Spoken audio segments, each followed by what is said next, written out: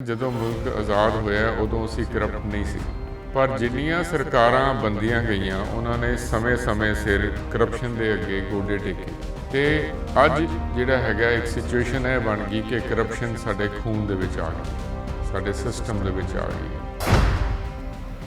ਜਿਨ੍ਹਾਂ public servants ਦੇ ਮੂੰਹ ਤੇ ਲਹੂ ਲੱਗਿਆ ਹੋਇਆ ਹੈ ਕਰਪਸ਼ਨ ਦਾ, ਉਹਨਾਂ ਨੂੰ ਕਿਵੇਂ ਤੁਸੀਂ ਉਸ ਤੋਂ ਦੂਰ ਰੱਖੋਗੇ, ਇਹ ਵੀ ਇੱਕ ਬੜਾ ਵੱਡਾ ਕੁਐਸਚਨ ਹੈ। ਤਾਂ ਆਪਾਂ ਇਹ ਕਹਿ ਸਕਦੇ ਹਾਂ ਕਿ ਸ਼ਾਇਦ 15-20% ਲੋਕ ਨੇ ਜਿਹੜੇ ਕਰਪਸ਼ਨ ਨਾ ਕਰਦੇ ਹੋਣ, ਲੇਕਿਨ ਬਾਕੀ ਜਿਹੜੇ ਲੋਕ ਨੇ ਉਹ ਕਰਪਸ਼ਨ ਵਿੱਚ ਲਿਪਤ ਹੈਗੇ ਨੇ। ਹੁਣ ਤੱਕ ਜਿੰਨੀਆਂ ਵੀ ਸਰਕਾਰਾਂ ਆਈਆਂ ਨੇ, ਭਾਵੇਂ ਅਕਾਲੀ ਦਲ ਦੀਆਂ, ਭਾਵੇਂ ਕਾਂਗਰਸ ਦੀਆਂ, ਭਾਵੇਂ ਬੀਜੇਪੀ ਦੀਆਂ ਨਾਲ ਦੀਆਂ ਜਾਂ ਬੀਜੇਪੀ ਦੀਆਂ ਸੈਂਟਰ ਦੇ ਵਿੱਚ ਵੀ ਜਾਂ ਬੀਜੇਪੀ ਦੀ ਜਿਹੜੀਆਂ ਸਰਕਾਰਾਂ ਹੋਰ ਸਟੇਟਸ ਵਿੱਚ ਵੀ ਹੈਗੀਆਂ, ਕਿਸੇ ਨੇ ਵੀ ਕਰਪਸ਼ਨ ਨੂੰ ਡੀਲ ਕਰਨ ਦੀ ਕੋਸ਼ਿਸ਼ ਨਹੀਂ ਕੀਤੀ। ਇਹ ਬੜਾ ਜ਼ਰੂਰੀ ਹੈ ਕਿ ਜਿਹੜਾ ਐਡਵੋਕੇਟ ਜਨਰਲ ਦਾ ਦਫ਼ਤਰ ਹੈਗਾ ਉਹ ਬੜੇ ਕੰਪੀਟੈਂਟ ਹੱਥਾਂ 'ਚ ਹੋਵੇ ਤੇ ਐਸੇ ਬੰਦੇ ਤੇ ਹੋਵੇ ਜਿਹੜਾ ਡਰੇ ਨਾ, ਜਿਹੜਾ ਝੁਕੇ ਨਾ, ਜਿਹਦੇ ਦਫ਼ਤਰ ਦੇ ਵਿੱਚ ਪੈਸੇ ਦਾ ਦਬਕਾ ਨਾ ਚੱਲ ਸਕੇ, ਲਾਲਚ ਨਾ ਚੱਲ ਸਕੇ। ਉਹ ਕੈਸੇ ਕਿਹੜੇ ਉਹ ਤਰੀਕਾਕਾਰ ਆ, ਉਹ ਕੈਸੇ ਜਿਹੜੇ ਨੇ ਦਾਅ ਪੇਚ ਨੇ ਜਿਨ੍ਹਾਂ ਨਾਲ ਐਡਵੋਕੇਟ ਜਨਰਲ ਦਾ ਦਫ਼ਤਰ ਕਰਪਟ ਹੁੰਦਾ ਹੈ, ਜਿਨ੍ਹਾਂ ਤਰੀਕਿਆਂ ਨਾਲ ਉਹਦਾ ਨੁਕਸਾਨ ਸਰਕਾਰ ਨੂੰ ਹੁੰਦਾ ਹੈ।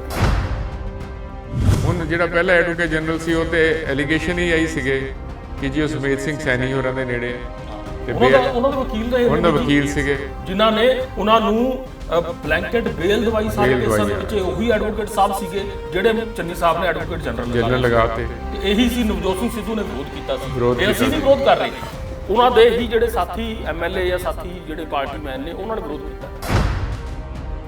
ਪਰ ਸਵਾਲ ਵੱਡਾ ਇਹ ਹੈ ਕਿ ਐਡਵੋਕੇਟ ਜਨਰਲ ਦਾ ਦਫ਼ਤਰ ਜਾਂ ਜੋ ਵੀ ਹੋਰ ਇਸ ਤਰ੍ਹਾਂ ਦਾ ਢਾਂਚਾ ਹੈ, ਉਸ ਨੂੰ ਸਹੀ ਰੱਖਣ ਦੇ ਵਾਸਤੇ ਖੁਦ ਨੂੰ ਜਿਹੜਾ ਹੈ ਵੀ ਪਤਾ ਹੋਣਾ ਚਾਹੀਦਾ ਨਾ ਕਿ ਕਿਸ ਤਰ੍ਹਾਂ ਸਹੀ ਰਹਿਣਗੇ, ਕਿੱਥੋਂ ਫੜਨਾ, ਕੰਨ ਕਦੋਂ ਫੜਨਾ, ਕਦੋਂ ਜਿਹੜੀ ਹੈ ਸੰਨ ਲੱਗ ਸਕਦੀ ਹੈ, ਉਹ ਚੈੱਕ ਕਿਸ ਤਰ੍ਹਾਂ ਜ਼ਰੂਰੀ ਹੈ, ਕਿਸ ਤਰ੍ਹਾਂ ਹੋਏਗਾ। ਐਡਵੋਕੇਟ ਜਨਰਲ ਪਹਿਲੇ ਡਿਸਾਈਡ ਹੋ ਜਾਂਦਾ ਹੈ, ਜਿਸ ਦਿਨ ਸੀਐਮ ਓਥ ਲੈਂਦਾ ਹੈ ਉਸੇ ਦਿਨ ਨਾਲ ਪਹਿਲਾ ਆਰਡਰ ਜਿਹੜਾ ਹੈ ਐਡਵੋਕੇਟ ਜਨਰਲ ਦਾ ਹੁੰਦਾ ਹੈ। ਇਹਦਾ ਮਤਲਬ ਸਰਕਾਰ ਦੋ ਚਿੱਤੀ 'ਚ ਹੈ ਵੀ ਕਿਹਨੂੰ ਅਪਾਇੰਟ ਕਰੀਏ। ਕੰਮ ਇਹਨੇ ਵੱਡੇ ਛੇੜ ਲਏ ਨੇ ਤੇ ਕਿਧਰੇ ਗਲਤ ਬੰਦੇ ਨਾਲ ਅਪਾਇੰਟ ਕਰ ਦਈਏ। ਜੋ ਨਵੀਂ ਸਰਕਾਰ ਬਣੀ ਹੈ ਤਾਂ ਜੇਕਰ ਆਪਾਂ ਫੋਕਸ ਕਰੀਏ ਸਿਰਫ ਐਡਵੋਕੇਟ ਜਨਰਲ ਦੇ ਆਫਿਸ ਦੇ ਉੱਤੇ, ਤਾਂ ਉਹਦੇ ਸਾਹਮਣੇ ਬਾਈਬਲ ਕਲਾਂ ਬਰਗਾੜੀ ਇਹ ਕੇਸ ਵੱਡੀ ਚੁਣੌਤੀਆਂ ਨੇ, ਜਿਨ੍ਹਾਂ 'ਚ ਜ਼ਮਾਨਤਾਂ ਹੋਈਆਂ ਨੇ, ਬਲੈਂਕਟ ਬੇਲ ਹੋਈਆਂ ਨੇ, ਜਾਂ ਜਿਨ੍ਹਾਂ ਦੇ ਵਿੱਚ ਹੁਣ ਤੱਕ ਚਾਰਜ ਸ਼ੀਟਾਂ ਬਹੁਤ ਸਾਰੀ ਥਾਵਾਂ ਤੇ ਨਹੀਂ ਹੋਈਆਂ, ਬਹੁਤ ਸਾਰੀ ਥਾਵਾਂ ਦੇ ਉੱਤੇ ਤਰੀਕ ਪੈਂਦੀ ਜਾ ਰਹੀ ਹੈ। ਤਾਂ ਇਹ ਜਿਹੜੇ 3, 4, 5 ਕੇਸ ਮੈਂ ਨਾਮ ਲਏ ਨੇ, ਇਹਨਾਂ ਨੂੰ ਡੀਲ ਕਰਨਾ ਮੇਰੇ ਖਿਆਲ 'ਚ ਬਹੁਤ ਵੱਡੀ ਚੁਣੌਤੀ ਪਹਿਲੇ ਮਹੀਨੇ ਜਾਂ 2-3 ਮਹੀਨਿਆਂ ਦੇ ਅੰਦਰ ਰਹਿਣ ਜਾ ਰਹੀ ਹੈ ਐਡਵੋਕੇਟ ਆਫਿਸ ਵਾਸਤੇ। ਸਤਿ ਸ਼੍ਰੀ ਅਕਾਲ ਜੀ, ਸਕਾਈ ਨਿਊਜ਼ ਪੰਜਾਬ ਵੇਖ ਰਹੇ ਦਰਸ਼ਕਾਂ ਦਾ ਸਵਾਗਤ ਹੈ। ਦਰਸ਼ਕੋ, ਮੈਂ ਹਾਂ ਤੁਹਾਡਾ ਹੋਸਟ ਨੀਲ ਭਲਿੰਦਰ ਸਿੰਘ। ਆਮ ਆਦਮੀ ਪਾਰਟੀ ਦੀ ਡੰਕੇ ਦੇ ਚੋਟ ਦੇ ਉੱਤੇ ਸਰਕਾਰ ਬਣ ਚੁੱਕੀ ਹੈ। ਸਰਕਾਰ ਨੇ ਸਹੁੰ ਚੁੱਕ ਲਈ ਹੈ ਤੇ ਸਰਕਾਰ ਆਪਣੇ ਕੰਮ ਦੇ ਉੱਤੇ ਲੱਗ ਗਈ ਹੈ। ਸਭ ਤੋਂ ਪਹਿਲਾ ਕੰਮ ਭਗਵੰਤ ਸਿੰਘ ਮਾਨ ਉਹਨਾਂ ਦੀ ਅਗਵਾਈ ਵਾਲੀ ਇਸ ਸਰਕਾਰ ਨੇ ਇਹ ਕੀਤਾ ਹੈ, ਇੱਕ ਭ੍ਰਿਸ਼ਟਾਚਾਰ ਖਤਮ ਕਰਨ ਲਈ ਹੈਲਪਲਾਈਨ ਜਾਰੀ ਕੀਤੀ ਹੈ, ਜਿਸ ਦੇ ਉੱਤੇ ਕੋਈ ਵੀ ਸਰਕਾਰ ਨੂੰ ਦੱਸ ਸਕਦਾ ਹੈ ਕਿ ਉਸ ਨਾਲ ਕਿੱਥੇ ਵਧੀਕੀ ਹੋ ਰਹੀ ਹੈ। ਅਹਿਮ ਗੱਲ ਇਹ ਹੈ ਕਿ ਇਹ ਸਰਕਾਰ ਜੇ ਬਣੀ ਹੈ, ਜਿਵੇਂ ਮੈਂ ਕਿਹਾ ਹੈ ਕਿ ਡੰਕੇ ਦੀ ਚੋਟ ਤੇ ਬਣੀ ਹੈ, ਜਿਹਦਾ ਅਰਥ ਹੈ 92 ਜਣਿਆਂ ਨੂੰ ਚੁਣ ਕੇ ਜਿਹੜਾ ਭੇਜਿਆ ਵਿਧਾਨ ਸਭਾ ਦੇ ਵਿੱਚ ਪੰਜਾਬ ਦੇ ਵੋਟਰਾਂ ਨੇ।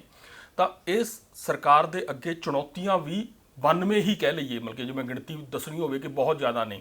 ਸੋ ਇਹ ਚੁਣੌਤੀਆਂ ਨੂੰ ਇਹ ਸਰਕਾਰ ਜਿਹੜੀ ਹੈਗੀ ਹੈ ਕਿਵੇਂ ਸਰ ਕਰੇਗੀ, ਕਿਵੇਂ ਆਪਣੇ ਚੋਣ ਵਾਅਦਿਆਂ ਨੂੰ ਪੂਰਾ ਕਰੇਗੀ। ਤੇ ਸਭ ਤੋਂ ਵੱਡਾ ਜੋ ਏਜੰਡਾ ਮਿਸਟਰ ਅਰਵਿੰਦ ਕੇਜਰੀਵਾਲ ਦਾ ਵੀ ਹੈ ਕਿ ਭ੍ਰਿਸ਼ਟਾਚਾਰ ਮੁਕਤ ਕਰਕੇ ਮੈਂ ਇੱਕ ਰੋਲ ਮਾਡਲ ਬਣਨਾ ਹੈ। ਸਾਰੀ ਦੇਸ਼ ਦੀ ਜਿਹੜੀ ਸਿਆਸਤ ਹੈ ਕਿ ਭ੍ਰਿਸ਼ਟਾਚਾਰ ਮੁਕਤ ਕਰਨਾ ਹੀ ਸਭ ਤੋਂ ਵੱਡੀ ਚੁਣੌਤੀ ਜੇਕਰ ਅੱਜ ਦੇ ਭਾਰਤ ਵਿੱਚ ਹੈ ਤਾਂ ਉਹ ਇਹ ਹੈ।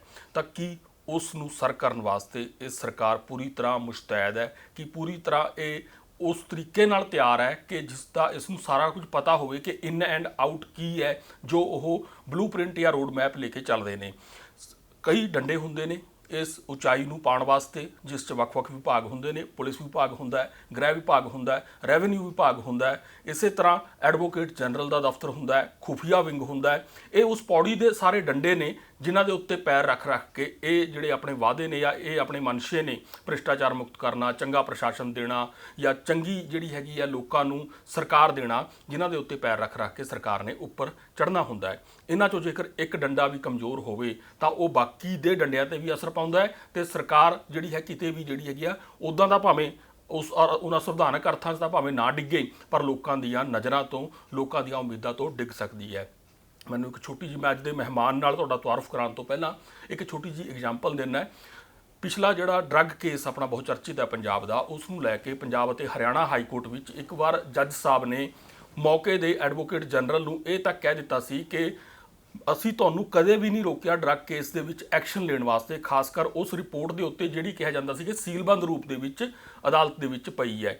ਤਾਂ ਐਡਵੋਕੇਟ ਜਨਰਲ ਜਿਹੜੇ ਨੇ ਬੜੇ ਹੀ ਨਮੋਸ਼ੀ 'ਚ ਜਿਹੜਾ ਹੈ ਉਹਨਾਂ ਨੇ ਖਚਰੀ ਜੀ ਹਾਸੀ ਹੱਸਦਿਆਂ ਉਹ ਕਮੈਂਟ ਰਿਸੀਵ ਤਾਂ ਕਰ ਲਿਆ ਅਦਾਲਤ ਦਾ, ਪਰ ਉਹਦੇ ਅਰਥ ਬੜੇ ਡੂੰਘੇ ਨੇ ਕਿ ਇਹ ਜਿਹੜਾ ਵਿਭਾਗ ਹੈ ਜਾਂ ਜਿਹੜਾ ਇਹ ਇੱਕ ਅਦਾਰਾ ਹੈ, ਐਡਵੋਕੇਟ ਜਨਰਲ ਦਾ ਦਫ਼ਤਰ ਹੈ ਜਾਂ ਅਥਾਰਟੀ ਹੈ, ਕਿ ਇਹਦੀ ਜ਼ਿੰਮੇਵਾਰੀ ਕਿੰਨੀ ਵੱਧ ਜਾਂਦੀ ਹੈ ਸਰਕਾਰ ਦੇ ਉਹਨਾਂ ਕਲੇਮਸ ਨੂੰ, ਉਹਨਾਂ ਦਾਅਵਿਆਂ ਨੂੰ ਪੂਰਾ ਕਰਨ ਦੇ ਵਿੱਚ ਜਿਹੜੇ ਕਿ ਪਿਛਲੀਆਂ ਹੋਈਆਂ ਜਿਹੜੀਆਂ ਕਮੀਆਂ ਪੇਸ਼ੀਆਂ ਨੇ ਉਹਨਾਂ ਦਾ ਇਨਸਾਫ ਤੱਕ ਲਿਜਾਣਾ ਜਿਹੜਾ ਹੈ ਜ਼ਰੂਰੀ ਹੋ ਜਾਂਦਾ ਹੈ। ਸੋ ਇਹ ਐਗਜ਼ਾਮਪਲ ਦੇਣ ਦਾ ਮੇਰਾ ਵੱਡਾ ਜਿਹੜਾ ਇੱਕ ਮਨੋਰਥ ਇਹ ਸੀ, ਕਿਉਂਕਿ ਮੇਰੇ ਜੋ ਮਹਿਮਾਨ ਨੇ ਅੱਜ ਦੇ, ਇਹ ਟਿੱਪਣੀ ਸ਼ਾਇਦ ਉਹਨਾਂ ਦੇ ਸਾਹਮਣੇ ਹੀ ਹਾਈ ਕੋਰਟ ਦੇ ਜੱਜ ਸਾਹਿਬ ਨੇ ਕੀਤੀ ਸੀ। ਮੇਰੇ ਮਹਿਮਾਨ ਨੇ ਅੱਜ ਦੇ ਐਡਵੋਕੇਟ ਨਵਕਰਨ ਸਿੰਘ ਹੋਣੀ। ਸਤਿ ਸ਼੍ਰੀ ਅਕਾਲ ਜੀ। ਸਤਿ ਸ਼੍ਰੀ ਅਕਾਲ ਜੀ। ਪਹਿਲਾਂ ਤਾਂ ਮੈਂ ਜੋ ਭੂਮਿਕਾ ਬੰਨੀ ਹੈ ਉਸ 'ਚ ਕੋਸ਼ਿਸ਼ ਕੀਤੀ ਹੈ ਕਿ ਸਰਕਾਰ ਬਣਦੀ ਤਾਂ ਭਾਵੇਂ ਗਿਣਤੀ ਦੇ ਲੋੜੀਂਦੇ 59 ਵਿਧਾਇਕ ਘੱਟੋ ਘੱਟ ਤੁਹਾਡੇ ਕੋਲ ਆ ਜਾਣ ਦੀ ਸੂਰਤ ਵਿੱਚ ਹੈ, ਪਰ ਸਰਕਾਰ ਚੱਲਦੀ ਜਿਹੜੀ ਹੈ ਫਿਰ ਉਹ ਇਹ ਪੌੜੀ ਦੇ ਜਿਹੜੇ ਮੈਂ ਡੰਡੇ ਗਣਾਏ ਨੇ ਇਹਨਾਂ ਦੇ ਰਾਹੀਂ ਚੱਲਦੀ ਹੈ। ਤੁਸੀਂ ਕਿੰਨਾ ਕੁ ਇਤਫਾਕ ਰੱਖਦੇ ਹੋ ਇਸ ਗੱਲ ਨਾਲ? ਨੀਲ ਜੀ, ਤੁਸੀਂ ਗੱਲ ਬਿਲਕੁਲ ਠੀਕ ਕਹੀ ਹੈ ਕਿ ਜੇ ਤੁਸੀਂ ਚਾਹੁੰਦੇ ਹੋ ਕਿ ਤੁਸੀਂ ਕਰਪਸ਼ਨ ਦੇ ਖਿਲਾਫ ਇੱਕ ਜੰਗ ਵਿੱਢਣੀ ਹੈ ਜੀ, ਤਾਂ ਤੁਹਾਨੂੰ ਇਸ ਚੀਜ਼ ਨੂੰ ਯਾਦ ਰੱਖਣਾ ਪਏਗਾ ਕਿ ਇਸ ਮੁਲਕ ਨੂੰ ਆਜ਼ਾਦ ਹੋਇਆਂ ਤੋਂ ਬਾਅਦ, ਪਹਿਲੀ ਗੱਲ ਤਾਂ ਜਦੋਂ ਮੁਲਕ ਆਜ਼ਾਦ ਹੋਇਆ ਉਦੋਂ ਅਸੀਂ ਕਰਪਟ ਨਹੀਂ ਸੀਗੇ, ਪਰ ਜਿੰਨੀਆਂ ਸਰਕਾਰਾਂ ਬੰਦੀਆਂ ਗਈਆਂ ਉਹਨਾਂ ਨੇ ਸਮੇਂ-ਸਮੇਂ ਸਿਰ ਕਰਪਸ਼ਨ ਦੇ ਅੱਗੇ ਗੋਡੇ ਟੇਕੇ ਜੀ। ਤੇ ਅੱਜ ਜਿਹੜਾ ਹੈਗਾ ਇੱਕ ਸਿਚੁਏਸ਼ਨ ਹੈ ਬਣ ਗਈ ਕਿ ਕਰਪਸ਼ਨ ਸਾਡੇ ਖੂਨ ਦੇ ਵਿੱਚ ਆ ਗਈ ਹੈ, ਸਾਡੇ ਸਿਸਟਮ ਦੇ ਵਿੱਚ ਆ ਗਈ ਹੈ। ਸੋ ਕਿਸ ਤਰੀਕੇ ਨਾਲ ਅਸੀਂ ਕਰਪਸ਼ਨ ਨੂੰ ਕੱਢਾਂਗੇ ਉਹ ਇੱਕ ਬੜਾ ਵੱਡਾ ਕੰਮ ਹੈ। ਤੇ ਮੈਂ ਵਧਾਈ ਦਿੰਦਾ ਅਰਵਿੰਦ ਕੇਜਰੀਵਾਲ ਹੋਰਾਂ ਨੂੰ, ਤੇ ਵਧਾਈ ਦਿੰਦਾ ਮਾਨ ਸਾਹਿਬ ਨੂੰ, ਭਗਵੰਤ ਸਿੰਘ ਮਾਨ ਨੂੰ, ਕਿ ਉਹਨਾਂ ਨੇ ਇਸ ਚੀਜ਼ ਨੂੰ ਪ੍ਰਾਇੋਰਟੀ ਬੇਸਿਸ 'ਤੇ ਡੀਲ ਕੀਤਾ। ਪਰ ਇਹ ਸਭ ਲਈ ਕਾਮਯਾਬ ਹੋਣ ਲਈ ਉਹਨਾਂ ਨੂੰ ਬੜੇ ਵੱਡੇ ਵਿਰੋਧ ਦਾ ਸਾਹਮਣਾ ਕਰਨਾ ਪਵੇਗਾ। ਆਬਸਟੈਕਲ ਬਹੁਤ ਨੇ, ਆਬਸਟੈਕਲਸ ਬਹੁਤ ਵੱਡੇ ਨੇ। ਜਿਨ੍ਹਾਂ ਪਬਲਿਕ ਸਰਵੈਂਟਸ ਦੇ ਮੂੰਹ 'ਤੇ ਲਹੂ ਲੱਗਿਆ ਹੋਇਆ ਹੈ ਕਰਪਸ਼ਨ ਦਾ, ਉਹਨਾਂ ਨੂੰ ਕਿਵੇਂ ਤੁਸੀਂ ਉਸ ਤੋਂ ਦੂਰ ਰੱਖੋਗੇ, ਇਹ ਵੀ ਇੱਕ ਬੜਾ ਵੱਡਾ ਕੁਐਸਚਨ ਹੈ। ਸੈਕੰਡਲੀ, ਜੇ ਆਪਾਂ ਕਹੀਏ ਕਿ ਜਿਹੜੇ ਪਰਸੈਂਟੇਜ ਆਫ ਪਬਲਿਕ ਸਰਵੈਂਟਸ ਜਿਹੜੇ ਨੇ ਉਹ ਕਰਪਸ਼ਨ ਦੇ ਵਿੱਚ ਲਿਪਤ ਹੋਣ ਵਾਲੇ, ਤਾਂ ਆਪਾਂ ਇਹ ਕਹਿ ਸਕਦੇ ਹਾਂ ਕਿ ਸ਼ਾਇਦ 15-20% ਲੋਕ ਨੇ ਜਿਹੜੇ ਕਰਪਸ਼ਨ ਨਾ ਕਰਦੇ ਹੋਣ, ਲੇਕਿਨ ਬਾਕੀ ਜਿਹੜੇ ਲੋਕ ਨੇ ਉਹ ਕਰਪਸ਼ਨ ਵਿੱਚ ਲਿਪਤ ਹੈਗੇ ਨੇ। ਤੇ ਹੁਣ ਤੱਕ ਜਿੰਨੀਆਂ ਵੀ ਸਰਕਾਰਾਂ ਆਈਆਂ ਨੇ, ਭਾਵੇਂ ਅਕਾਲੀ ਦਲ ਦੀਆਂ, ਭਾਵੇਂ ਕਾਂਗਰਸ ਦੀਆਂ, ਭਾਵੇਂ ਬੀਜੇਪੀ ਦੀਆਂ ਨਾਲ ਦੀਆਂ, ਜਾਂ ਬੀਜੇਪੀ ਦੀਆਂ ਸੈਂਟਰ ਦੇ ਵਿੱਚ ਵੀ, ਜਾਂ ਬੀਜੇਪੀ ਦੀ ਜਿਹੜੀਆਂ ਸਰਕਾਰਾਂ ਹੋਰ ਸਟੇਟਸ ਵਿੱਚ ਵੀ ਹੈਗੀਆਂ, ਕਿਸੇ ਨੇ ਵੀ ਕਰਪਸ਼ਨ ਨੂੰ ਡੀਲ ਕਰਨ ਦੀ ਕੋਸ਼ਿਸ਼ ਨਹੀਂ ਕੀਤੀ ਜੀ। ਸੋ ਇੱਕ ਬੜਾ ਵੱਡਾ ਨਾਸੂਰ ਹੈ, ਇੱਕ ਬੜੀ ਵੱਡੀ ਪ੍ਰੋਬਲਮ ਹੈ ਜਿਹੜੀ ਸਾਨੂੰ ਆਪਣੇ ਸਿਸਟਮ 'ਚੋਂ ਕੱਢਣੀ ਪਏਗੀ ਜੇ ਅਸੀਂ ਚਾਹੁੰਦੇ ਹਾਂ ਵੀ ਇਹ ਮੁਲਕ ਸਰਵਾਈਵ ਕਰੇ ਜੀ ਤੇ ਅਸੀਂ ਤਰੱਕੀ ਕਰੀਏ। ਸੋ ਜਿਹੜਾ ਪਹਿਲੇ ਤਾਂ ਵਧਾਈ ਦੇ ਪਾਤਰ ਨੇ ਅਰਵਿੰਦ ਕੇਜਰੀਵਾਲ ਤੇ ਭਗਵੰਤ ਸਿੰਘ ਮਾਨ ਹੋਰੀ, ਲੇਕਿਨ ਜਿਹੜੀ ਔਕੜਾਂ ਹੈਗੀਆਂ ਨੇ, ਹੁਣ ਇੱਕ ਬੜੀ ਵੱਡੀ ਇੱਕ ਟੀਮ ਦੀ ਲੋੜ ਹੈ। ਹਾਂ, ਮਤਲਬ ਕਿ ਇੱਕ ਪਾਸੇ ਤਾਂ ਉਹ 70-80% ਪਬਲਿਕ ਸਰਵੈਂਟ ਤੁਹਾਡੇ ਖਿਲਾਫ ਹੋ ਗਏ ਨੇ ਵੀ ਇਹ ਤਾਂ ਕਰਪਸ਼ਨ ਦੇ ਖਿਲਾਫ ਹੈ, ਮਤਲਬ ਸਾਡੇ ਖਿਲਾਫ ਹੈ। ਸੋ ਕਿਸ ਤਰੀਕੇ ਨਾਲ ਉਹਨਾਂ ਨੂੰ ਆਪਾਂ ਡੀਲ ਕਰਾਂਗੇ ਕਿ ਅਸੀਂ ਜਿਹੜਾ ਹੈਗਾ ਉਹਨਾਂ ਨੂੰ ਜਿਹੜੇ ਮੋਸਟ ਕਰਪਟ ਨੇ ਉਹਨਾਂ ਨੂੰ ਪ੍ਰੋਸੀਕਿਊਟ ਕਰਕੇ ਬਾਕੀਆਂ ਨੂੰ ਇੱਕ ਸਮਾਂ ਦੇਵਾਂਗੇ ਆਪਣੇ ਆਪ ਨੂੰ ਠੀਕ ਕਰਨ ਦਾ? ਕਿਸ ਤਰੀਕੇ ਨਾਲ ਗੱਲ ਹੋਏਗੀ? ਕਿਉਂਕਿ ਅਸੀਂ ਜੇ ਆਪਾਂ ਦੇਖੀਏ ਵੀ 75% ਬੰਦੇ ਜੇ ਪਬਲਿਕ ਸਰਵੈਂਟ ਸਰਕਾਰ ਅੰਦਰ ਕਰ ਦੇਵੇ ਤਾਂ ਸਰਕਾਰ ਚੱਲੇਗੀ ਕਿੱਥੋਂ? ਬਿਲਕੁਲ। ਤੇ ਬੜਾ ਵੱਡਾ ਇੱਕ ਹਿੱਸਾ ਬਾਗੀ ਹੋ ਜਾਏਗਾ। ਸੋ ਕਿਸ ਤਰੀਕੇ ਨਾਲ ਇਹ ਡੀਲ ਕਰਨਾ ਹੈ, ਲੇਕਿਨ ਇਸ ਡੀਲ ਕਰਨ ਦੀ ਸਟ੍ਰੈਟੇਜੀ ਤਾਂ ਸਰਕਾਰ ਚਲੋ ਬਣਾਏਗੀ, ਲੇਕਿਨ ਸਭ ਤੋਂ ਜ਼ਰੂਰੀ ਇਹ ਵੇ ਕਿ ਸਾਡੇ ਕੋਲ ਪੁਲਿਸ ਅਫਸਰ ਇਹੋ ਜਿਹੇ ਹੋਣ ਜਿਹੜੇ ਕਾਬਲ ਵੀ ਹੋਣ ਤੇ ਜਿਹੜੇ ਕਰਪਟ ਨਾ ਹੋਣ। ਜ਼ੀਰੋ ਟੋਲਰੈਂਸ ਟੂ ਕਰਪਸ਼ਨ ਹੋਵੇ। ਜੀ। ਸੋ ਜਿਹੜੇ ਪੁਲਿਸ ਦੇ ਵਿੱਚ ਵੀ ਚੰਗੇ ਅਫਸਰ ਨੇ ਆਇਡੈਂਟੀਫਾਈ ਕਰਨੇ ਪੈਣਗੇ। ਉਹ ਕੋਈ ਐਕਟਿਵ ਕੰਮ ਕਰ ਰਹੇ ਨੇ ਠੀਕ ਹੈ, ਨਹੀਂ ਤਾਂ ਜੇ ਖੁੱਡੇ ਲਾਈਨ ਲਾਏ ਹੋਏ ਆ ਉਹਨਾਂ ਨੂੰ ਲਿਆਉਣਾ ਪਏਗਾ। ਜਿਹੜੇ ਚੰਗੇ ਅਫਸਰ ਹੈਗੇ ਨੇ ਉਹਨਾਂ ਨੂੰ ਆਇਡੈਂਟੀਫਾਈ ਕਰਕੇ ਉਹਨਾਂ ਦੀ ਟੀਮ ਬਣਾਉਣੀ ਪਏਗੀ। ਜਿਹੜੇ ਕੋਈ ਕਰਪਟ ਵੀ ਹੈਗੇ ਨੇ ਤੇ ਸਾਨੂੰ ਲੱਗਦਾ ਵੀ ਇਹ ਰਾਹ ਆਪਣਾ ਬਦਲ ਸਕਦੇ ਨੇ, ਉਹਨਾਂ ਨੂੰ ਵੀ ਇਨਸੈਂਟਿਵ ਦੇ ਕੇ ਚੰਗੇ ਬਣਾਉਣ ਦੀ ਕੋਸ਼ਿਸ਼ ਕੀਤੀ ਜਾ ਸਕਦੀ ਹੈ। ਫਿਰ ਸਾਨੂੰ ਜਿਹੜੀ ਹੈਗੀ ਹੈ ਪ੍ਰੋਸੀਕਿਊਟਰਸ ਦੀ ਬੜੀ ਲੋੜ ਹੈ ਜੀ। ਜਿਹੜੀ ਪ੍ਰੋਸੀਕਿਊਸ਼ਨ ਏਜੰਸੀ ਹੈਗੀ ਹੈ ਉਹ ਭਾਵੇਂ ਆਪਾਂ ਥੱਲੇ ਦੇਖੀਏ ਡਿਸਟ੍ਰਿਕਟ ਕੋਰਟਸ ਵਿੱਚ, ਉਹ ਵੀ ਜਿਹੜੀ ਹੈ ਕਰਪਸ਼ਨ ਤੋਂ ਦੂਰ ਨਹੀਂ ਹੈਗੀ। ਆਮ ਬੰਦਾ ਜਦੋਂ ਸਰਕਾਰੀ ਵਕੀਲ ਨਾਲ ਡੀਲ ਕਰਦਾ ਹੈ ਤੇ ਉੱਥੇ ਵੀ ਕਰਪਸ਼ਨ ਹੈਗੀ ਹੈ। ਜਦੋਂ ਹਾਈ ਕੋਰਟ ਵਿੱਚ ਉਹ ਡੀਲ ਕਰਦਾ ਹੈ ਤੇ ਕਰਪਸ਼ਨ ਉਸ ਪੱਧਰ ਦੀ ਨਹੀਂ ਹੈ ਤੇ ਸਾਫ ਸੁਥਰੇ ਬੰਦੇ ਜ਼ਿਆਦਾ ਨੇ ਜੀ। ਲੇਕਿਨ ਇਹ ਬੜਾ ਜ਼ਰੂਰੀ ਹੈ ਕਿ ਜਿਹੜਾ ਐਡਵੋਕੇਟ ਜਨਰਲ ਦਾ ਦਫ਼ਤਰ ਹੈਗਾ ਉਹ ਬੜੇ ਕੰਪੀਟੈਂਟ ਹੱਥਾਂ 'ਚ ਹੋਵੇ ਤੇ ਐਸੇ ਬੰਦੇ ਤੇ ਹੋਵੇ ਜਿਹੜਾ ਡਰੇ ਨਾ, ਜਿਹੜਾ ਝੁਕੇ ਨਾ, ਜਿਹਦੇ ਦਫ਼ਤਰ ਦੇ ਵਿੱਚ ਪੈਸੇ ਦਾ ਦਬਕਾ ਨਾ ਚੱਲ ਸਕੇ, ਲਾਲਚ ਨਾ ਚੱਲ ਸਕੇ ਤੇ ਉਹਦੀ ਕਮਿਟਮੈਂਟ ਹੋਵੇ ਪਾਲਿਸੀਜ਼ ਟੂ ਦ ਜਿਹੜੀ ਪਾਲਿਸੀ ਹੈਗੀਆਂ ਨੇ ਉਹਦੀ ਗਵਰਨਮੈਂਟ ਦੀਆਂ। ਜੀ। ਹੁਣ ਸਪੋਜ਼ ਇੱਕ ਤੁਸੀਂ ਬੰਦੇ ਨੂੰ ਐਡਵੋਕੇਟ ਜਨਰਲ ਲਗਾ ਦਿੰਦੇ ਹੋ ਜਿਹੜਾ ਕਿ ਕਰਪਸ਼ਨ ਦਾ ਹੀ ਪ੍ਰੋਡਕਟ ਹੈ ਤੇ ਇਹ ਐਕਸਪੈਕਟ ਕਰ ਰਹੇ ਹੋਵੋ ਕਿ ਉਹ ਬੰਦਾ ਜਿਹੜਾ ਹੈਗਾ ਉਹ ਤੁਹਾਡੇ ਕਰਪਸ਼ਨ ਦੀ ਜਿਹੜੀ ਤੁਸੀਂ ਕੰਪੇਨ ਹੈ ਉਹਦੇ ਵਿੱਚ ਤੁਹਾਡਾ ਸਹਾਈ ਹੋਏਗਾ ਤੇ ਤੁਸੀਂ ਗਲਤ ਸੋਚ ਰਹੇ ਹੋ। ਜੀ ਬਿਲਕੁਲ, ਮੈਂ ਇਸ ਪਾਸੇ ਹੀ ਆਉਣਾ ਚਾਹੁੰਦਾ ਸੀਗਾ ਕਿਉਂਕਿ ਮੈਂ ਸ਼ੁਰੂਆਤ 'ਚ ਵੀ ਇਸ਼ਾਰਾ ਕੀਤਾ ਹੈ ਕਿ ਐਡਵੋਕੇਟ ਜਨਰਲ ਦਾ ਜਿਹੜਾ ਦਫ਼ਤਰ ਹੁੰਦਾ ਹੈ ਉਹ ਆਪਣੇ ਆਪ 'ਚ ਇੰਨੀ ਕੁ ਵੱਡੀ ਸ਼ਕਤੀ ਹੁੰਦਾ ਹੈ ਜਾਂ ਇੰਨਾ ਕੁ ਵੱਡਾ ਉਹ ਕ੍ਰੈਸਟ ਕਹਿ ਜਿਹਨੂੰ ਆਪਾਂ ਕਹਿ ਸਕਦੇ ਹਾਂ ਹੁੰਦਾ ਹੈ ਕਿ ਜੇਕਰ ਉੱਥੇ ਕੋਈ ਸੰਨ ਲੱਗ ਜੇ ਤਾਂ ਮੇਰੇ ਖਿਆਲ 'ਚ ਸਰਕਾਰ ਜਿੰਨਾ ਮਰਜ਼ੀ ਚਾਹੇ ਕਿ ਮੈਂ ਇਹ ਕਰਕੇ ਵਿਖਾਣਾ ਉਹ ਕਰਕੇ ਵਿਖਾਣਾ ਤਾਂ ਉਹ ਕੁਝ ਨਹੀਂ ਕਰ ਸਕਦੀ। ਬਿਲਕੁਲ ਸਰਕਾਰ ਨੂੰ ਬੇਅਸਰ ਤੇ ਅਸਫਲ ਕਰਨ 'ਚ ਕਾਫੀ ਹੁੰਦਾ, ਜਿਵੇਂ ਕਿ ਆਪਾਂ ਪਿਛਲੀਆਂ ਸਰਕਾਰਾਂ ਦੌਰਾਨ ਵੇਖਿਆ। ਪਰ ਤੁਸੀਂ ਕਿਉਂਕਿ ਖੁਦ ਕਾਨੂੰਨ ਦੇ ਜਾਣਕਾਰ ਵੀ ਹੋ, ਪੇਸ਼ੇ ਵਜੋਂ ਵਕੀਲ ਵੀ ਹੋ, ਉਹ ਕਿਹੜੇ ਉਹ ਤਰੀਕਾਕਾਰ ਆ, ਉਹ ਕੈਸੇ ਜਿਹੜੇ ਨੇ ਦਾਅ ਪੇਚ ਨੇ ਜਿਨ੍ਹਾਂ ਨਾਲ ਐਡਵੋਕੇਟ ਜਨਰਲ ਦਾ ਦਫ਼ਤਰ ਕਰਪਟ ਹੁੰਦਾ ਹੈ, ਜਿਨ੍ਹਾਂ ਤਰੀਕਿਆਂ ਨਾਲ ਉਹਦਾ ਨੁਕਸਾਨ ਸਰਕਾਰ ਨੂੰ ਹੁੰਦਾ ਹੈ। ਇੱਕ ਤਾਂ ਮੈਂ ਮਿਸਾਲ ਦੇ ਤੌਰ ਤੇ ਕਹਿ ਸਕਦਾ ਕਿ ਤਾਜ਼ਾ ਜਦੋਂ ਬਿਕਰਮ ਸਿੰਘ ਮਜੀਠੀਆ ਦੇ ਖਿਲਾਫ ਜਿਹੜੀ ਪਿਛਲੇ ਦਸੰਬਰ 'ਚ ਇੱਕ FIR ਦਰਜ ਹੋਈ ਹੈ, ਉਹਨਾਂ ਦੀ ਗ੍ਰਿਫਤਾਰੀ ਤੋਂ ਬਾਅਦ ਜਿਹੜੇ ਸਰਕਾਰੀ ਵਕੀਲ ਵੱਲੋਂ ਜੋ ਹੈ ਅਦਾਲਤ ਦੇ ਵਿੱਚ, ਸੰਬੰਧਿਤ ਅਦਾਲਤ ਦੇ ਵਿੱਚ ਜਾ ਕੇ ਰਿਮਾਂਡ ਹੀ ਨਹੀਂ ਮੰਗਿਆ ਗਿਆ, ਪੁਲਿਸ ਰਿਮਾਂਡ ਹੀ ਨਹੀਂ ਮੰਗਿਆ ਗਿਆ। ਜੇਕਰ ਉਹ ਹੀ ਨਹੀਂ ਮੰਗਿਆ ਗਿਆ ਤਾਂ ਉੱਥੋਂ ਅੰਦਾਜ਼ਾ ਲੱਗ ਸਕਦਾ ਹੈ ਕਿ ਕਿਸ ਤਰ੍ਹਾਂ ਚੀਜ਼ਾਂ ਮੈਨੇਜ ਹੋ ਸਕਦੀਆਂ ਨੇ ਜਾਂ ਹੁੰਦੀਆਂ ਨੇ ਤੇ ਉਹਨਾਂ ਦੇ ਰਿਜ਼ਲਟ ਕੀ ਨਿਕਲਦੇ ਨੇ ਅੱਗੇ ਜਾ ਕੇ। ਦੇਖੋ ਬੜਾ ਵੱਡਾ ਇੱਕ ਸਵਾਲ ਹੈ। ਹੁਣ ਆਪਾਂ ਪਹਿਲੇ ਗੱਲ ਸ਼ੁਰੂ ਕਰੀਏ ਕਿ ਪਹਿਲੇ ਤਾਂ ਜਿਹੜਾ ਐਡਵੋਕੇਟ ਜਨਰਲ ਕਾਂਗਰਸ ਨੇ ਬਣਾਇਆ ਜੀ, ਉਹ ਕਹਿੰਦਾ ਜੀ ਕਿ ਅਸੀਂ ਰਿਪੋਰਟ ਜਿਹੜੀ ਅਸੀਂ ਸਬਮਿਟ ਕੀਤੀ ਹੋਈ ਹਾਈ ਕੋਰਟ ਨੂੰ, ਉਹਨੂੰ ਅਸੀਂ ਡਰੱਗ ਕੇਸ ਵਾਲੀ ਰਿਪੋਰਟ ਵੀ ਉਹਨੂੰ ਅਸੀਂ ਖੋਲ ਨਹੀਂ ਸਕਦੇ ਬਿਨਾਂ ਇਜਾਜ਼ਤ ਤੋਂ। ਹਾਂ, ਉਸ ਤੇ ਤਕਰਾਰ ਹੋਇਆ ਜੀ ਅਦਾਲਤ 'ਚ। ਮੈਂ ਗੱਲ ਕਹੀ ਵੀ ਇਹ ਬਿਲਕੁਲ ਤੁਹਾਡੀ ਰਿਪੋਰਟ ਹੈ, ਤੁਹਾਨੂੰ ਅਦਾਲਤ ਦੀ ਮਨਜ਼ੂਰੀ ਦੀ ਲੋੜ ਨਹੀਂ ਹੈ। ਉਸ ਐਡਵੋਕੇਟ ਜਨਰਲ ਦੇ ਰੋਕਣ ਦੇ ਕਰਕੇ 2 ਮਹੀਨੇ ਕੰਮ ਡਿਲੇ ਹੋ ਗਿਆ। ਫਿਰ ਨਵਾਂ ਐਡਵੋਕੇਟ ਜਨਰਲ ਕਾਂਗਰਸ ਸਰਕਾਰ ਨੇ ਲਗਾਇਆ, ਨਵਾਂ ਮੁੱਖ ਮੰਤਰੀ ਬਣਿਆ। ਜਦੋਂ ਮੁੱਖ ਮੰਤਰੀ ਤਾਂ ਪਹਿਲਾਂ ਹੀ ਬਣ ਚੁੱਕਾ ਸੀਗਾ ਜੀ, ਜਦੋਂ ਐਡਵੋਕੇਟ ਜਨਰਲ ਚੇਂਜ ਹੋਇਆ ਮੁੱਖ ਮੰਤਰੀ ਦਾ ਚੇਂਜ ਹੋ ਚੁੱਕਾ ਸੀ। ਚੰਨੀ ਹੋਰਾਂ ਨੇ ਜਿਹੜਾ ਬਣਾਇਆ ਐਡਵੋਕੇਟ ਜਨਰਲ ਜੀ, ਉਹਨੇ ਸਟੈਂਡ ਲੈ ਲਿਆ ਵੀ ਅਸੀਂ ਅਦਾਲਤ ਦੀ ਮਨਜ਼ੂਰੀ ਬਿਨਾਂ ਰਿਪੋਰਟ ਨਹੀਂ ਖੋਲ ਸਕਦੇ ਜੀ, ਜਿਹੜਾ ਕਿ ਉਹਦਾ ਗਲਤ ਸਟੈਂਡ ਸੀਗਾ, ਸਮੇਂ ਨੇ ਗਲਤ ਸਾਬਤ ਕੀਤਾ।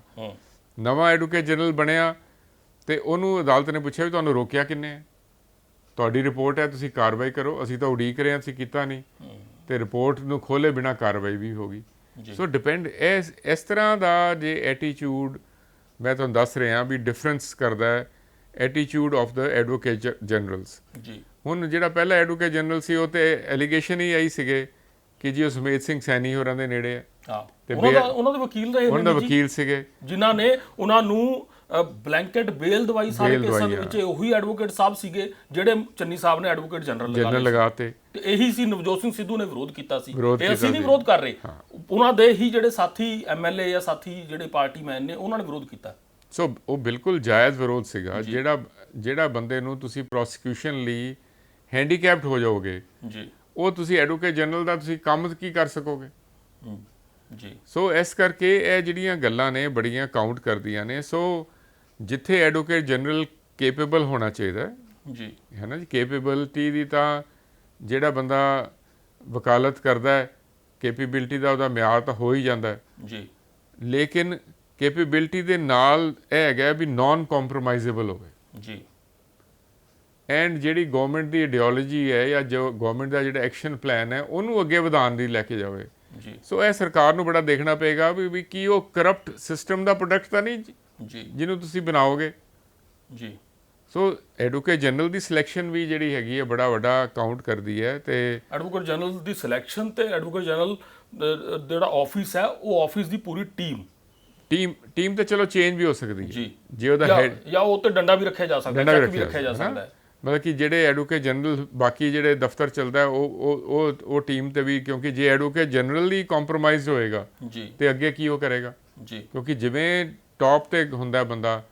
ਅੱਛਾ, ਫਿਰ ਐਡਵੋਕੇਟ ਜਨਰਲ ਨੇ ਹਰੇਕ ਸਟੇਜ ਦੇ ਉੱਤੇ ਜਿਹੜਾ ਹੈਗਾ ਚੀਫ ਮਿਨਿਸਟਰ ਨੂੰ ਐਡਵਾਈਜ਼ ਕਰਨਾ ਹੈ, ਕੌਂਸਲ ਆਫ ਮਿਨਿਸਟਰ ਨੂੰ ਐਡਵਾਈਜ਼ ਕਰਨਾ ਹੈ ਜੀ, ਤੇ ਡਿਪੈਂਡੈਂਟ ਹੈ ਕਿਉਂਕਿ ਲਾਅ ਗ੍ਰੈਜੂਏਟ ਤਾਂ ਹੁੰਦੇ ਨਹੀਂ ਆਮ ਤੌਰ ਤੇ ਨਹੀਂ ਹੁੰਦੇ, ਸੀਐਮਸ ਨਹੀਂ ਹੁੰਦੇ ਜੀ, ਲਾਅ ਗ੍ਰੈਜੂਏਟ ਵੀ ਹੋਣ ਵਕਾਲਤ ਨਹੀਂ ਕੀਤੀ ਹੁੰਦੀ। ਜੀ ਸੋ ਜਿਹੜਾ ਹੈਗਾ ਸਰਕਾਰਾਂ ਜਿਹੜੀਆਂ ਐਡਵੋਕੇਟ ਜਨਰਲ ਦੇ ਦਫ਼ਤਰ ਤੇ ਬੜੇ ਡਿਪੈਂਡ ਕਰਦੀਆਂ ਨੇ। ਸੋ ਜਿਸ ਤਰ੍ਹਾਂ ਦੀ ਹੁਣ ਕੰਪੇਨ ਚਲਾਉਣਾ ਚਾਹੁੰਦੇ ਆਮ ਆਦਮੀ ਪਾਰਟੀ ਦੀ ਕਰਪਸ਼ਨ ਦੇ ਖਿਲਾਫ, ਡਰੱਗਸ ਦੇ ਖਿਲਾਫ, ਇਹ ਬੜਾ ਜ਼ਰੂਰੀ ਹੈ ਕਿ ਜਿਹੜੇ ਲੋਕ ਕੱਲ੍ਹ ਨੂੰ ਇਹਨਾਂ ਚੀਜ਼ਾਂ ਦੇ ਪੁਲਿਸ ਵਾਲੇ ਤੇ ਜਿਹੜੇ ਸਰਕਾਰੀ ਵਕੀਲ ਨੇ ਉਹ ਇਸ ਤਰੀਕੇ ਦਾ ਹੋਣ ਜਿਨ੍ਹਾਂ ਤੇ ਸ਼ੱਕ ਵੀ ਨਾ ਕੀਤਾ ਜਾ ਸਕਦਾ ਹੋਵੇ। ਇਹਨਾਂ ਦੀ ਕਮਿਟਮੈਂਟ ਹੋਵੇ ਕਰਪਸ਼ਨ ਦੇ ਖਿਲਾਫ ਵੀ ਤੇ ਡਰੱਗਸ ਸਮਗਲਰਸ ਦੇ ਖਿਲਾਫ ਵੀ, ਤਾਂ ਕਿ ਜਿਹੜਾ ਅਸਲੀ ਮੁੱਦਾ ਹੈਗਾ, ਬਲਕਿ ਬੇਰੁਜ਼ਗਾਰੀ ਵੀ ਇੱਕ ਮੁੱਦਾ ਹੈਗਾ, ਲੇਕਿਨ ਜਿਸ ਮੁੱਦੇ ਦੇ ਉੱਤੇ ਅਕਾਲੀ ਸਰਕਾਰ ਤੇ ਕਾਂਗਰਸ ਸਰਕਾਰ ਫੇਲ ਹੋਈ ਤੇ ਆਮ ਆਦਮੀ ਪਾਰਟੀ ਨੂੰ ਇੱਕ ਮੌਕਾ ਮਿਲਿਆ, ਉਹ ਆਮ ਆਦਮੀ ਪਾਰਟੀ ਆਪਣਾ ਜਿਹੜਾ ਪੋਲ ਏਜੰਡਾ ਉਹਨੂੰ ਸਿਰੇ ਲਗਾ ਸਕੇ। ਪਰ ਇੱਕ ਵੱਡੀ ਗੱਲ ਇਹ ਵੀ ਹੈ ਕਿ ਅਕਸਰ ਹੁਣ ਚਰਚਾ ਰਹੀ ਹੈ ਇਹ, ਹਾਂਜੀ, ਤੇ ਕਥਿਤ ਤੌਰ ਤੇ ਕਿਹਾ ਵੀ ਜਾਂਦਾ ਹੈ ਕਿ ਸਰਕਾਰੀ ਵਕੀਲ ਨੂੰ ਮੈਨੇਜ ਕਰ ਲਓ ਤੇ ਉਹਨੂੰ ਕਹਿ ਦਿਓ ਜੀ ਮੈਨੇਜ ਕੀ ਕਰਨਾ ਹੁੰਦਾ ਜੀ, ਬਸ ਤੂੰ ਤਰੀਕ ਮੰਗ ਲਈ। ਆਮ ਭਾਸ਼ਾ ਦੀ ਗੱਲਾਂ ਨੇ ਇਹ, ਆਮ ਅਸੀਂ ਕੋਰਟਾਂ 'ਚ ਵੀ ਸੁਣਦੇ ਆ, ਚਾਹ ਪੀਂਦੇ ਹੋਏ ਤੁਸੀਂ ਚੁੱਪ ਕਰਕੇ ਬਹਿ ਜਾਓ, ਜਿੱਥੇ 2-3 ਪਾਰਟੀਆਂ ਬੈਠੀਆਂ ਨੇ ਜਿਨ੍ਹਾਂ ਦੇ ਕੇਸ ਚੱਲਦੇ ਨੇ, ਉਹਨਾਂ ਦੀ ਗੁਫ਼ਤਗੂ ਜੇ ਧਿਆਨ ਨਾਲ ਸੁਣੋ ਤੁਸੀਂ ਹਾਈ ਕੋਰਟ ਦੀ ਕੰਟੀਨ 'ਚ ਜਾਂ ਕਿਤੇ ਹੋਰ ਪਾਸੇ ਹੋਰ ਅਦਾਲਤਾਂ ਦੇ ਹਾਤਿਆਂ ਦੇ ਵਿੱਚ, ਕਿ ਹੋ ਗਿਆ ਮੈਨੇਜ ਕਿ ਨਹੀਂ ਹੋ ਗਿਆ, ਕੀ ਮੈਂ ਬਸ ਕੁਝ ਨਹੀਂ ਜੀ, ਉਹ ਤਰੀਕ ਮੰਗ ਲੂਗਾ ਜੀ, ਜਾਂ ਉਹ ਤਰੀਕ ਨਹੀਂ ਮੰਗੂਗਾ, ਜਾਂ ਉਹ ਜ਼ਮਾਨਤ ਦੀ ਅਪੋਜ਼ ਨਹੀਂ ਕਰੂਗਾ, ਹੋਰ ਦੱਸੋ ਉਹਨੇ ਚੁੱਪ ਰਹਿ ਕੇ ਨਾ, ਉਹ ਵੀ ਬਚ ਗਿਆ, ਉਹ ਵੀ ਚਿੱਟੇ ਕੱਪੜੇ ਨਿਕਲ ਗਿਆ ਬਾਹਰ ਆਪਣੇ, ਤੇ ਤੁਸੀਂ ਵੀ ਆਪਣਾ ਉੱਲੂ ਸਿੱਧਾ ਕਰ ਲਿਆ। ਕਹਿਣ ਦਾ ਮਤਲਬ ਮੇਰਾ ਇਹ ਹੈ ਕਿ ਤੁਸੀਂ ਕਿਹਾ ਕਿ ਉਹ ਇਮਾਨਦਾਰ ਹੋਣੇ ਚਾਹੀਦੇ ਨੇ। ਮੇਰੇ ਖਿਆਲ 'ਚ ਇਮਾਨਦਾਰ ਤੋਂ ਵੀ ਅੱਗੇ ਇਸ ਤਰ੍ਹਾਂ ਦੀ ਟੀਮ ਜਿਹੜੀ ਹੈਗੀ, ਕਾਨੂੰਨੀ ਟੀਮ ਜੇ ਆਪਾਂ ਗੱਲ ਕਰੀਏ, ਚੁਣਨ ਦੀ ਲੋੜ ਹੈ ਕਿ ਜਿਨ੍ਹਾਂ ਨਾਲ ਕੋਈ ਇਸ ਤਰ੍ਹਾਂ ਦੀ ਗੱਲ ਕਰਨ ਦੀ ਹਿੰਮਤ ਹੀ ਨਾ ਕਰ ਸਕੇ, ਉਹ ਇਸ ਕਿਰਦਾਰ ਦੇ ਹੋਣੇ ਚਾਹੀਦੇ ਨੇ, ਜੇ ਮੈਂ ਗਲਤ ਨਾ ਹੋਵਾਂ ਤਾਂ। ਐਡਵੋਕੇਟ ਜਨਰਲ ਦਫ਼ਤਰ ਦੇ ਲੋਕ ਜਾਂ ਹੇਠਲੇ ਪੱਧਰ ਦੇ ਉੱਤੇ ਜਿਹੜੇ ਨੇ ਜ਼ਿਲ੍ਹਾ ਅਟਾਰਨੀਆਂ ਨੇ, ਹੋਰ ਨੇ ਜੋ ਹੋਰ। ਬਿਲਕੁਲ ਜੀ, ਬਿਲਕੁਲ। ਦੇਖੋ ਤੁਸੀਂ ਜਿਹੜੀ ਗੱਲ ਕਹਿ ਰਹੇ ਹੋ, ਬਲੈਕ ਸ਼ੀਪਸ ਹਰੇਕ ਪ੍ਰੋਫੈਸ਼ਨ 'ਚ ਹੁੰਦੇ, ਬਿਲਕੁਲ ਸਾਡੇ 'ਚ ਵੀ ਹੈਗੀਆਂ ਨੇ, ਸਾਡੇ ਜਰਨਲਿਜ਼ਮ 'ਚ ਵੀ ਹੈਗੀਆਂ ਨੇ ਜੀ, ਹਰੇਕ ਹੁੰਦੀ। ਅੱਜ ਮੀਡੀਆ ਐਡਵਾਈਜ਼ਰ ਲੱਗਣ ਦੀ ਦੌੜ ਲੱਗੀ ਪਈ ਹੈ, ਹੋਰ ਚੀਜ਼ਾਂ ਦੇ ਵਿੱਚ ਫਿੱਟ ਹੋਣ ਦੀ ਹੋੜ ਲੱਗੀ ਪਈ ਹੈ, ਜਿਹੜਾ ਹੈ ਲੋਕ ਸੰਪਰਕ ਵਿਭਾਗ ਦੇ ਵਿੱਚ ਵੜਨ ਦੀ ਹੋੜ ਲੱਗੀ ਪਈ ਹੈ। ਕਈ ਐਸੀਆਂ ਅਥਾਰਟੀਆਂ ਨੇ ਜਿਨ੍ਹਾਂ ਤੋਂ ਸਰਕਾਰੀ ਇਸ਼ਤਿਹਾਰ ਆਉਂਦੇ ਨੇ, ਉਹ ਅਥਾਰਟੀਆਂ ਦੇ ਵਿੱਚ ਵੜਨ ਦੀ ਹੋੜ ਲੱਗੀ ਪਈ ਹੈ, ਸਾਰੇ ਪਾਸੇ ਹੈ। ਇਸ ਤਰ੍ਹਾਂ ਹੈ ਕਿ ਹਾਈ ਕੋਰਟ ਲੈਵਲ ਤੇ ਲੀਗਲ ਪ੍ਰੋਫੈਸ਼ਨ ਵਿੱਚ ਬਲੈਕ ਸ਼ੀਪਸ ਘੱਟ ਨੇ ਜੀ, ਮੇਰੇ ਤਜਰਬੇ ਮੁਤਾਬਿਕ ਜੀ। ਇਹ ਜ਼ਰੂਰ ਹੈ ਕਿ ਜਦੋਂ ਸਾਡੇ ਕੋਲ ਕਲਾਇੰਟ ਆਉਂਦਾ ਨਾ, ਤੇ ਕਲਾਇੰਟ ਥੱਲੇ ਸਰਕਾਰੀ ਵਕੀਲ ਦੇ ਪੈਸੇ ਦੇ ਕੇ ਆਇਆ ਹੁੰਦਾ, ਕ੍ਰਿਮੀਨਲ ਵਕਾਲਤ ਕਿਉਂਕਿ ਮੈਂ ਕਰਦਾ, ਉਹ ਆ ਕੇ ਮੈਨੂੰ ਕਹੇਗਾ ਜੀ, ਉਹ ਆਪਣੇ ਪੱਧਰ ਤੇ ਮੈਨੇਜ ਕਰਕੇ ਆਇਆ ਹੁੰਦਾ। ਹਾਂ, ਥੱਲੇ ਸਰਕਾਰੀ ਵਕੀਲ ਕੋਲ ਪੈਸੇ ਪਹੁੰਚੇ ਜਾਂ ਨਹੀਂ ਪਹੁੰਚੇ, ਜਿਹੜਾ ਵਕੀਲ ਹੈ ਉਹਨੇ ਸਰਕਾਰੀ ਵਕੀਲ ਦੇ ਨਾਂ ਤੇ ਪੈਸੇ ਲਿੱਤੇ ਹੁੰਦੇ ਨੇ, ਐਂਡ ਉਹ ਕੁਝ ਪਹੁੰਚਦੇ ਵੀ ਹੈ, ਕੁਝ ਨਹੀਂ ਵੀ ਪਹੁੰਚਦੇ ਜੀ। ਤੇ ਜਦੋਂ ਸਾਡੇ ਕੋਲ ਆਉਂਦਾ, ਉਹ ਕਹਿੰਦੇ ਜੀ ਸਰਕਾਰੀ ਵਕੀਲ ਨਾਲ ਗੱਲ ਕਰ ਲਓ ਜੀ, ਕੋਈ ਪੈਸੇ ਦੀ ਲੋੜ ਹੋਵੇ ਮੈਂ ਦੇ ਦਾਂਗਾ ਜੀ। ਮੇਰੇ 34 ਸਾਲ ਦੇ ਵਕਾਲਤ ਦੇ ਤਜਰਬੇ 'ਚ ਮੇਰੇ ਦਫ਼ਤਰ 'ਚੋਂ ਨਾ ਸਰਕਾਰੀ ਵਕੀਲ ਨਾਲ ਕਦੀ ਗੱਲ ਕੀਤੀ ਗਈ। ਅਸੀਂ ਹਰੇਕ ਵਾਰੀ ਸਾਡਾ ਜਵਾਬ ਆਉਂਦਾ ਜੀ ਕੋਈ ਸਰਕਾਰੀ ਵਕੀਲ ਪੈਸੇ ਨਹੀਂ ਲੈਂਦਾ। ਹਾਲਾਂਕਿ ਬਲੈਕ ਸ਼ੀਪਸ ਹੁੰਦੀਆਂ ਨੇ, ਸਾਨੂੰ ਵੀ ਪਤਾ ਚੱਲ ਜਾਂਦਾ ਹੈ, ਲੇਕਿਨ ਅਸੀਂ ਕਦੀ ਨਹੀਂ ਇਹ ਕਿਹਾ ਜੀ ਸਰਕਾਰੀ ਵਕੀਲ ਪੈਸੇ ਲੈ ਲੈਂਦਾ। ਅਸੀਂ ਤਾਂ ਕਹਿੰਦੇ ਜੀ ਤੁਸੀਂ ਸਾਨੂੰ ਵਕੀਲ ਕਰ ਰਹੇ ਹੋ, ਸਾਡੀ ਕਾਬਲੀਅਤ ਦੇ ਉੱਤੇ ਭਰੋਸਾ ਹੈ ਤੇ ਸਾਨੂੰ ਕਰੋ, ਨਹੀਂ ਕਰਨਾ ਨਾ ਕਰੋ। ਲੇਕਿਨ ਮੈਂ ਕਹਿ ਰਿਹਾ ਕਿ ਬਲੈਕ ਸ਼ੀਪਸ ਹਰੇਕ ਜਗ੍ਹਾ ਹੈਗੀਆਂ ਨੇ ਜੀ, ਐਂਡ ਉਹ ਵੀ ਜਿਹੜੇ ਹੈਗਾ ਉਹਨਾਂ ਤੇ ਵੀ ਚੈੱਕ ਰੱਖਣਾ ਪਏਗਾ, ਉਹਦੇ ਜ਼ਿਆਦਾ ਚੈੱਕ ਰੱਖਣਾ ਪਏਗਾ। ਚੈੱਕ ਰੱਖਣਾ ਪਏਗਾ। ਤੁਸੀਂ ਇੰਨੀ ਵੱਡੀ ਲੜਾਈ ਵਿੱਢ ਰਹੇ ਹੋ, ਭਾਵੇਂ ਡਰੱਗ ਸਮਗਲਰਸ ਹੋਣ, ਭਾਵੇਂ ਕਰਪਟ ਪਬਲਿਕ ਸਰਵੈਂਟਸ ਹੋਣ, ਉਹਨਾਂ ਕੋਲ ਪੈਸਾ ਹੈ ਜੀ, ਉਹ ਤਾਂ ਹਰ ਹੀਲਾ ਅਖਤਿਆਰ ਕਰਨਗੇ। ਪਰ ਨਵਕਿਰਨ ਜੀ ਇੱਕ ਸਵਾਲ ਬੜਾ ਇੰਪੋਰਟੈਂਟ ਹੈ। ਹੁਣ ਚਲੋ ਨਵਾਂ ਐਡਵੋਕੇਟ ਜਨਰਲ ਸਾਹਿਬ ਦਾ ਐਲਾਨ ਵੀ ਹੋ ਗਿਆ ਹੈ, ਸਿੱਧੂ ਸਾਹਿਬ ਦਾ ਹੋ ਸਕਦਾ ਅਪੁਆਇੰਟਮੈਂਟ ਵੀ ਹੋ ਜਾਏ ਅਗਲੇ ਦਿਨਾਂ 'ਚ, ਪਰ ਡਿਲੇ ਵੀ ਹੋ ਰਹੀ ਹੈ। ਉਹ ਵੱਖਰੀ ਤਰ੍ਹਾਂ ਦਾ ਚਰਚਾ ਦਾ ਵਿਸ਼ਾ ਬਣਿਆ ਹੋਇਆ ਹੈ ਕਿ ਐਲਾਨ ਤਾਂ ਹੋ ਗਿਆ ਸੀ ਸਿੱਧੂ ਸਾਹਿਬ ਦੇ ਨਾਮ ਦਾ, ਪਰ ਡਿਲੇ ਹੋ ਰਹੀ ਹੈ। ਖੈਰ ਉਹ 2-4 ਦਿਨਾਂ 'ਚ ਮੇਰੇ ਖਿਆਲ 'ਚ ਕੈਬਨਿਟ ਦੇ ਸਹੁੰ ਚੱਕਣ ਤੋਂ ਬਾਅਦ ਜਿਹੜਾ ਹੈਗਾ ਪੋਰਟਫੋਲੀਓ ਮਿਲਣ ਤੋਂ ਬਾਅਦ ਸ਼ਾਇਦ ਉਹ ਕਲੈਰਿਟੀ ਆ ਜਾਏਗੀ।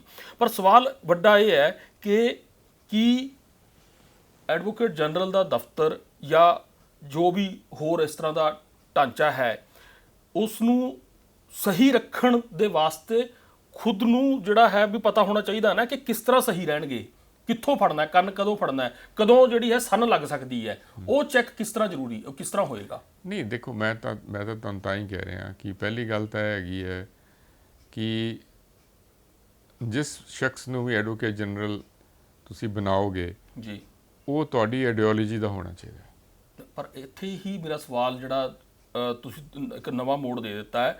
ਮੋਸਟਲੀ ਵਕੀਲ ਭਾਈਚਾਰਾ, ਤੁਸੀਂ ਵੀ ਹੋ ਭਾਵੇਂ ਜਾਂ ਮੈਂ ਪੱਤਰਕਾਰ ਵੀ ਹਾਂ, ਉਹ ਕਦੇ ਨਾ ਕਦੇ ਕਿਸੇ ਦੇ ਨੇੜੇ ਰਿਹਾ ਹੁੰਦਾ। ਪੱਤਰਕਾਰ ਤਾਂ ਚਲੋ ਪ੍ਰਾਈਵੇਟ ਪ੍ਰੈਕਟਿਸ ਨਹੀਂ ਕਰਦੇ, ਹਾਂ ਪ੍ਰਾਈਵੇਟ ਸਿਆਸਤਦਾਨਾਂ ਦੇ ਜਾਂ ਉਹਨਾਂ ਦੇ ਕਾਰੋਬਾਰੀਆਂ ਦੇ ਮੀਡੀਆ ਹਾਊਸ ਜ਼ਰੂਰ ਰਨ ਕਰਦੇ ਨੇ ਪੱਤਰਕਾਰ, ਉਹਨਾਂ 'ਚ ਨੌਕਰੀਆਂ ਜ਼ਰੂਰ ਕਰਦੇ ਨੇ। ਪਰ ਵਕੀਲ ਤੇ ਸਿੱਧੇ ਤੌਰ ਦੇ ਉੱਤੇ ਉਹਨਾਂ ਦੇ ਵੀ ਜਿਹੜੇ ਨੇ ਉਹਨਾਂ ਨੂੰ ਵੀ ਕਾਨੂੰਨੀ ਸਹਾਇਤਾ ਦੇ ਰਹੇ ਹੁੰਦੇ ਨੇ। ਉਹਨਾਂ ਦੇ ਵੀ ਪੇਸ਼ੇ ਵਜੋਂ ਵਕੀਲ, ਜਿਵੇਂ ਸੁਮੇਧ ਸੈਣੀ ਉਹਨਾਂ ਦੀ ਗੱਲ ਕੀਤੀ ਹੈ ਕਿ ਉਹਨਾਂ ਦੇ ਹੀ ਪ੍ਰਾਈਵੇਟ ਜਿਹੜੇ ਵਕੀਲ ਰਹੇ ਨੇ ਉਹਨਾਂ ਨੂੰ AG ਲਗਾ ਦਿੱਤਾ। ਤਾਂ ਉਹ ਕਿਸ ਤਰ੍ਹਾਂ ਤੈਅ ਹੋਏਗਾ ਕਿ ਉਹਨਾਂ ਨੇ ਪਿਛਲੇ ਸਮੇਂ 'ਚ 15, 20, 25, 30 ਸਾਲ ਦੇ ਆਪਣੇ ਕਾਰਜਕਾਲ ਦੌਰਾਨ, ਆਪਣੀ ਪ੍ਰੈਕਟਿਸ ਦੌਰਾਨ ਕਿਸੇ ਵੀ ਸੀਨੀਅਰ ਵਕੀਲ ਨੇ ਬਹੁਤ ਸਾਰੇ ਲੋਕਾਂ ਨੂੰ ਅਸਿਸਟ ਕੀਤਾ ਹੁੰਦਾ ਹੈ। ਬਹੁਤ ਸਾਰੇ ਲੋਕ ਉਹਨਾਂ ਦੇ ਨਿੱਜੀ ਤੌਰ ਤੇ ਕਲਾਇੰਟ, ਜਦੋਂ ਕਲਾਇੰਟ ਬਣਦਾ ਤਾਂ ਦੋਸਤ ਵੀ ਬਣ ਜਾਂਦਾ ਹੈ। ਤਾਂ ਉਹ ਆਪਣੇ ਆਪ ਨੂੰ ਕਿਵੇਂ ਨਿਖੇੜਨਗੇ? ਨੀਲ ਜੀ, ਇੰਨਾ ਸਿੰਪਲ ਨਹੀਂ ਹੈ ਜੀ। ਹੁਣ ਮੈਂ ਹਿਊਮਨ ਰਾਈਟ ਵਾਇਓਲੇਸ਼ਨ ਦੇ ਕੇਸਿਸ ਕਰਦਾ ਜੀ, ਠੀਕ ਹੈ ਜੀ। ਲੋਕਾਂ ਨੂੰ ਪਤਾ ਹੈ ਵੀ ਇਹ ਹਿਊਮਨ ਰਾਈਟ ਵਾਇਓਲੇਸ਼ਨ ਵਾਸਤੇ ਲੋਕਾਂ ਨਾਲ ਖੜਦਾ ਹੈ, ਬਿਲਕੁਲ ਹਿਊਮਨ ਰਾਈਟ ਵਾਇਓਲੇਟਰਸ ਦੇ ਖਿਲਾਫ ਹੈ ਜੀ। ਸਾਰੀ ਬਾਰ ਵਿੱਚ ਹਰੇਕ ਨੂੰ ਪਤਾ ਹੁੰਦਾ ਵੀ ਕਿਹੜਾ ਬੰਦਾ ਕਿੱਥੇ ਖੜਾ ਹੈ, ਉਹਦੀ ਆਈਡੀਓਲੋਜੀ ਕੀ ਹੈ। ਕਿਉਂਕਿ ਜਦੋਂ ਤੁਸੀਂ ਬਹਿਸ ਕਰਦੇ ਹੋ ਨਾ ਜੀ, ਤੁਹਾਡੀ ਬਹਿਸ ਦਿਲੋਂ ਆ ਰਹੀ ਕਿ ਨਹੀਂ ਆ ਰਹੀ, ਕਿ ਉੱਤੋਂ ਕਰ ਰਹੇ ਹੋ, ਇਹ ਸਭ ਇੱਕ ਦੂਸਰੇ ਨੂੰ ਜਾਣਦੇ ਹੁੰਦੇ ਲੋਕੀ, ਖਾਸ ਕਰ ਕੋਰਟ ਰੂਮ ਦੇ ਅੰਦਰ ਤਾਂ ਜਾਣਦੇ ਕੋਰਟ ਰੂਮ ਦੇ ਅੰਦਰ ਉੱਥੇ ਹੈੱਡ ਬੈਠੇ ਹੁੰਦੇ ਨੇ। ਹੁਣ ਕਿਸ ਤਰੀਕੇ ਨਾਲ ਜਿਨ੍ਹਾਂ ਲੋਕਾਂ ਨੇ ਬਿਕਰਮਜੀਤ ਸਿੰਘ ਮਜੀਠੀਏ ਵਾਸਤੇ ਦਰਖਾਸਤਾਂ ਲਗਾ ਕੇ ਲੋਕਾਂ ਨੂੰ ਖੜਾ ਕਰਕੇ ਕੇਸ ਨੂੰ ਡੀਰੇਲ ਕਰਨ ਦੀ ਕੋਸ਼ਿਸ਼ ਕੀਤੀ, ਹੁਣ ਕੀ ਲੋਕ ਨਹੀਂ ਜਾਣਦੇ ਉਹ ਲੋਕ ਕਿੱਥੋਂ ਬੋਲਦੇ ਪਏ ਸੀ, ਆਖਰ 'ਚ ਫਿਰ ਦੁਬਾਰਾ ਪੈਦਾ ਹੋ ਗਏ, ਹੈ ਨਾ ਜੀ। ਸੋ ਕਿਸ ਤਰੀਕੇ ਨਾਲ ਕੇਸ ਨੂੰ ਡੀਰੇਲ ਕਰਨ ਦੀ ਕੋਸ਼ਿਸ਼ ਕੀਤੀ ਜਾਂਦੀ, ਐਂਡ ਉਹ ਲੋਕ ਵੀ, ਲੋਕਾਂ ਨੂੰ ਪਤਾ ਹੈ ਵੀ ਉਹ ਕੁਝ ਲੋਕ ਨੇ ਜਿਹੜੇ ਇਹ ਕੰਮ ਕਰਦੇ ਨੇ ਜੀ। ਸੋ ਇਸ ਕਰਕੇ ਸਾਰਿਆਂ ਨੂੰ ਬਾਹਰ 'ਚ ਪਤਾ ਹੁੰਦਾ ਵੀ ਕਿਹੜਾ ਵਕੀਲ ਕਿਹੜੀ ਆਈਡੀਓਲੋਜੀ ਦਾ, ਇਹੋ ਜਿਹੀ ਕੋਈ ਦੋ ਰਾਇ ਨਹੀਂ। ਜੇ ਪਤਾ ਹੁੰਦਾ ਹੈ ਤਾਂ ਸ਼ਾਇਦ ਇਹੀ ਕਾਰਨ ਹੈ ਕਿ ਜਦੋਂ ਵੀ ਨਵਾਂ AG ਨਿਯੁਕਤ ਹੋਣ ਲੱਗਦਾ ਹੈ ਤਾਂ ਜਿਹੜਾ ਬਾਹਰ ਦੇ ਵਿੱਚ ਤਾਂ ਰੌਲਾ ਪਹਿਲਾਂ ਹੀ ਪੈ ਜਾਂਦਾ ਹੈ ਕਿ ਸਰਕਾਰ ਕਿਹੜੇ ਪਾਸੇ ਤੁਰਨ ਲੱਗੀ ਹੈ। ਨਾਰਮਲੀ ਜਿੰਨੀਆਂ ਸਰਕਾਰਾਂ ਹੈਗੀਆਂ ਉਹ ਆਪਣੀ ਆਈਡੀਓਲੋਜੀ ਦੇ ਬੰਦਿਆਂ ਨੂੰ ਲਗਾਉਂਦੀਆਂ ਨੇ, ਪਰ ਆਮ ਆਦਮੀ ਪਾਰਟੀ ਦੇ ਕੋਲ ਇਸ ਤਰ੍ਹਾਂ ਦੀ ਆਈਡੀਓਲੋਜੀ ਦੇ ਬੰਦੇ, ਜਿਹੜੇ ਉਹਨਾਂ ਦੀ ਆਈਡੀਓਲੋਜੀ ਦੇ ਬੰਦੇ, ਉਹ ਹਾਲੇ ਕਿਉਂਕਿ ਪਾਵਰ 'ਚ ਕਦੀ ਆਏ ਨਹੀਂ।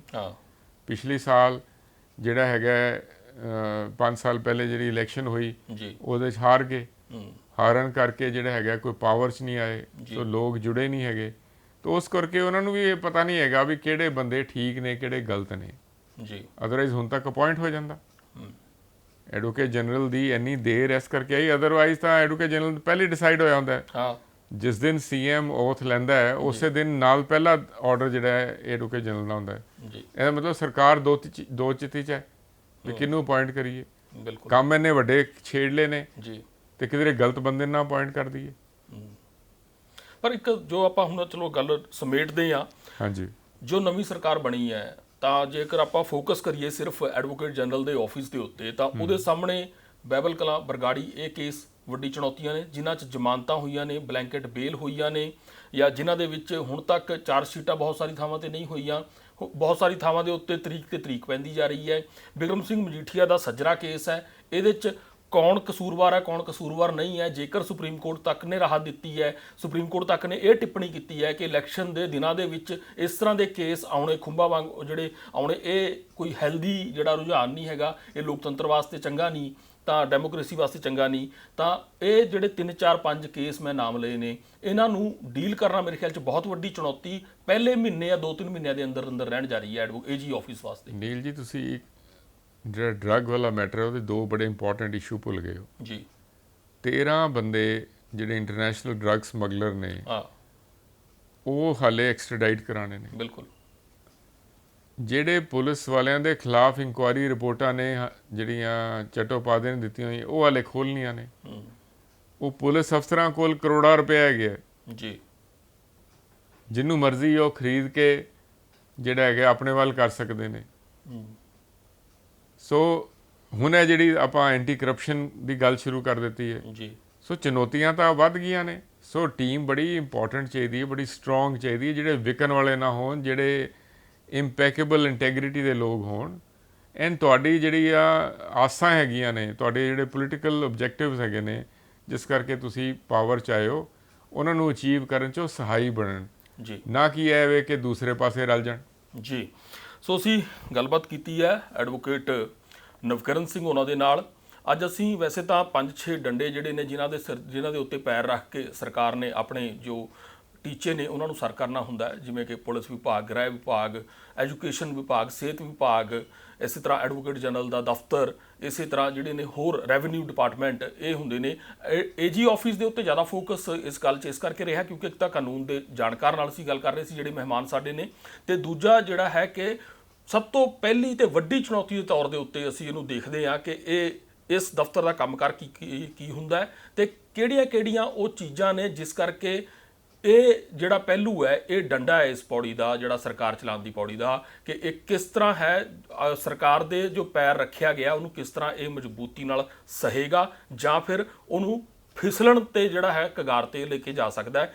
ਦੂਜੇ ਹੋਰ ਜਿਹੜੇ ਵੱਖ-ਵੱਖ ਖੇਤਰ ਆਪਾਂ ਗਣਾਏ ਨੇ, ਹੋਰ ਵਿਭਾਗ ਗਣਾਏ ਨੇ, ਉਹਨਾਂ ਦੇ ਮਾਹਰਾਂ ਨਾਲ ਵੀ ਸਪੈਸੀਫਿਕਲੀ ਉਹਨਾਂ ਖੇਤਰਾਂ ਦੇ ਬਾਰੇ ਅਸੀਂ, ਉਹਨਾਂ ਵਿਭਾਗਾਂ ਬਾਰੇ ਅਸੀਂ, ਪੁਲਿਸ ਵਿਭਾਗ ਜਿਵੇਂ ਕਿਹਾ ਮੈਂ, ਰੈਵਨਿਊ ਵਿਭਾਗ ਮੈਂ ਕਿਹਾ, ਤੇ ਇਸੇ ਤਰ੍ਹਾਂ ਜਿਹੜਾ ਹੋਰ ਜਿਹੜੇ ਜ਼ਿਆਦਾ ਨਾਜ਼ੁਕ ਜਿਹੜੇ ਵਿਭਾਗ ਨੇ ਜਿਨ੍ਹਾਂ ਨੇ ਸਰਕਾਰ ਨੂੰ ਬਣਨ 'ਚ ਤੇ ਸਰਕਾਰ ਨੂੰ ਫਿਸਲਣ 'ਚ ਜਿਹੜਾ ਹੈ ਭੂਮਿਕਾ ਨਿਭਾਉਣੀ ਹੁੰਦੀ ਹੈ, ਉਹ ਅਸੀਂ ਗੱਲ ਕਰਾਂਗੇ।